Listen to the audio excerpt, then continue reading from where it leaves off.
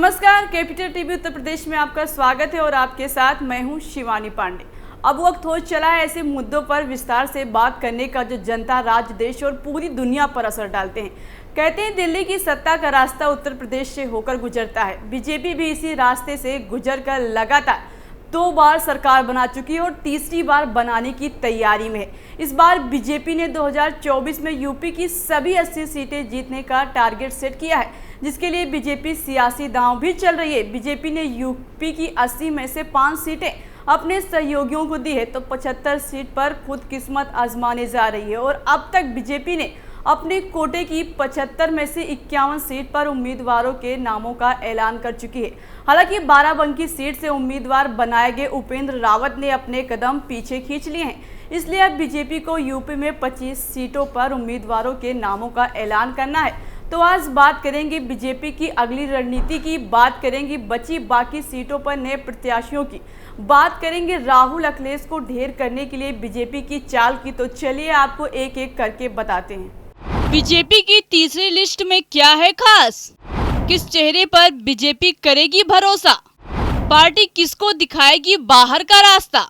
लोकसभा चुनाव के लिए उम्मीदवारों के नामों को लेकर यूपी बीजेपी कोर ग्रुप की बैठक 16 मार्च की शाम को दिल्ली में हो सकती है, जिसमें सूबे की बची हुई 25 सीटों पर उम्मीदवारों के नामों को लेकर मंथन किया जाएगा।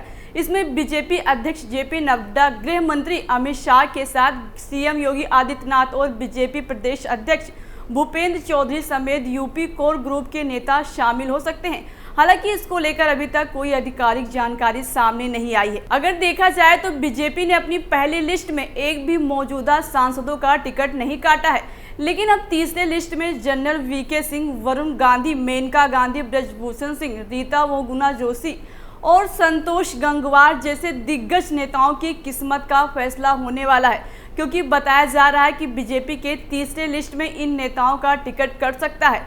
यूपी की जिन 25 लोकसभा सीटों पर बीजेपी ने अभी तक अपने उम्मीदवारों को घोषित नहीं किया है, उस पर पार्टी के नेताओं की धड़कन बढ़ी हुई है। माना जा रहा है कि बीजेपी अपनी तीसरी लिस्ट में यूपी की बची 25 सीटों पर उम्मीदवारों के नामों का ऐलान कर सकती है, जिसमें से कई सीटों पर बीजेपी नामों का ऐलान करके सबको चौंका भी सकती है। मुरादाबाद, गाजियाबाद, अलीगढ़, मेरठ, हाथरस, फिरोजाबाद, पीलीभीत, सुल्तानपुर, बदायूं, रायबरेली, कौशाम्बी, प्रयागराज, केसरगंज, बरेली, कानपुर, गाजीपुर, मिर्जापुर, मछली शहर, बलिया, भदोही, देवरिया, मैनपुरी, फूलपुर, बाराबंकी और बहराइच ये वो सीटें हैं जिस पर बीजेपी को अपने प्रत्याशियों का ऐलान करना है। इनमें से बीजेपी अपनी पहली लिस्ट में बाराबंकी सीट से उपेंद्र रावत को मैदान में उतारा था, लेकिन उपेंद्र रावत ने अपना कदम पीछे खींच लिया है। इसलिए बीजेपी को यूपी में 25 सीटों पर उम्मीदवारों के नामों का ऐलान करना है।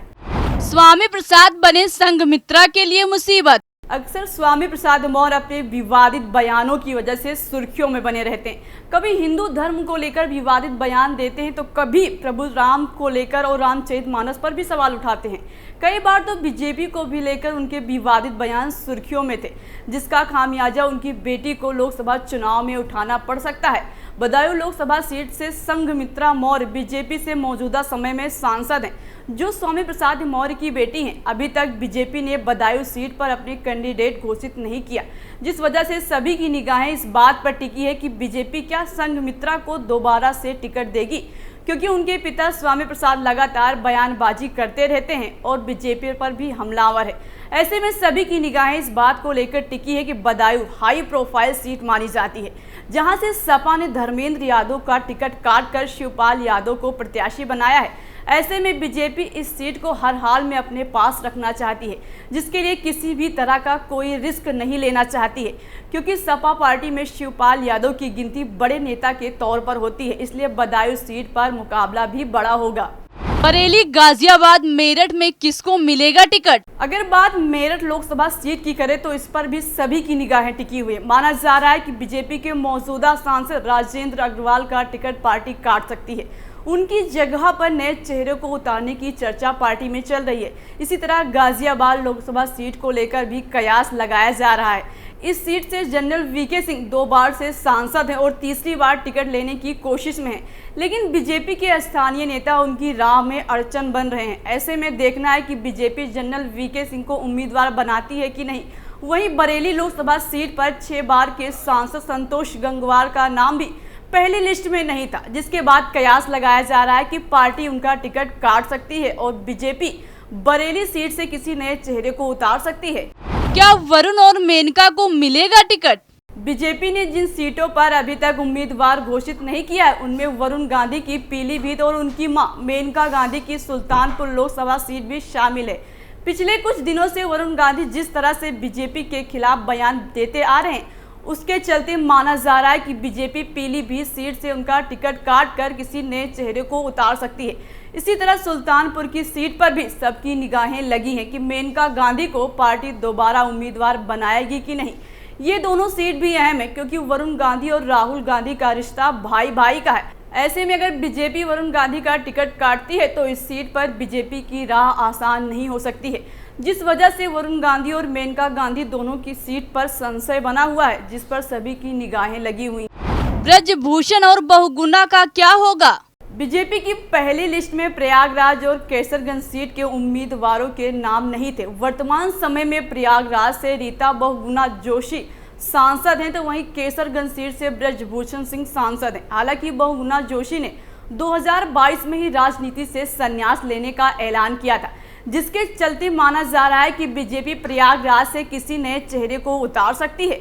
अगर बात केसरगंज लोकसभा सीट की करें तो बीजेपी ने भले ही केसरगंज लोकसभा सीट पर अपने पत्ते नहीं खोले हों, लेकिन ब्रजभूषण शरण सिंह चुनाव लड़ने का ताल ठोक रहे हैं। कुछ ही महीने पहले ब्रजभूषण सिंह महिला पहलवानों की वजह से आरोपों से घिरे थे, जिसका मामला अभी भी चल रहा है। ऐसे में सभी की निगाहें टिकी हैं कि बीजेपी क्या उन्हें टिकट देगी।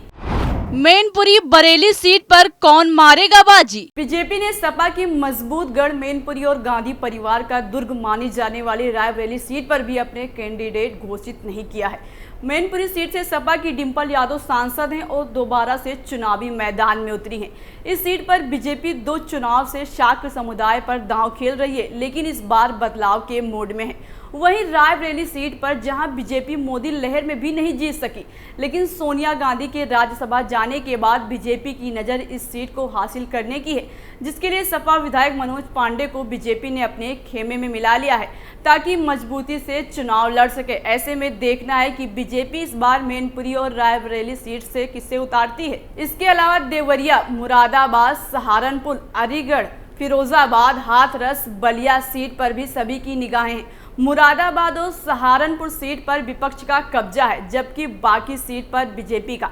पार्टी अपने मौजूदा सांसदों के जीत को लेकर कॉन्फिडेंस में नहीं दिख रही है।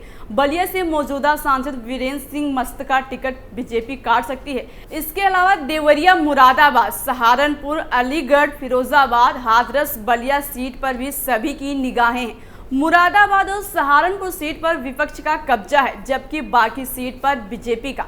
पार्टी अपने मौजूदा सांसदों के जीत को लेकर कॉन्फिडेंस में नहीं दिख रही है। बलिया से मौजूदा सांसद वीरेंद्र सिंह मस्त का टिकट बीजेपी काट सकती है।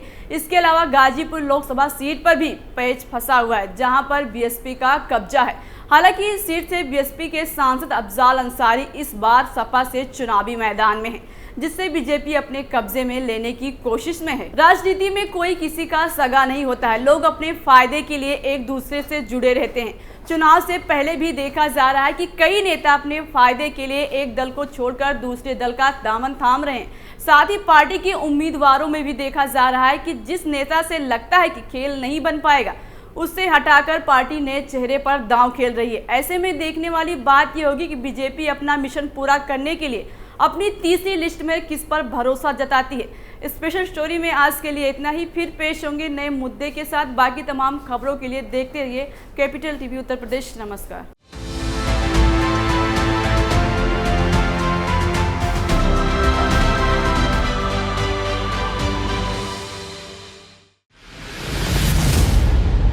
मैं राजनीति करता नहीं, पर राजनीति को बहुत गहरे तक समझता हूं।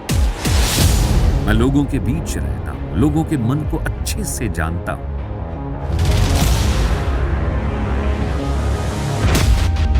पब्लिक और पॉलिटिक्स की हर नब्ज को खूब पहचानता हूं। संघर्ष की सियासत से सत्ता के सिंहासन तक मैं हर खबर से खरा सच निकालता हूं। न कोई दौड़, न कोई race. Capital TV, Uttar Pradesh.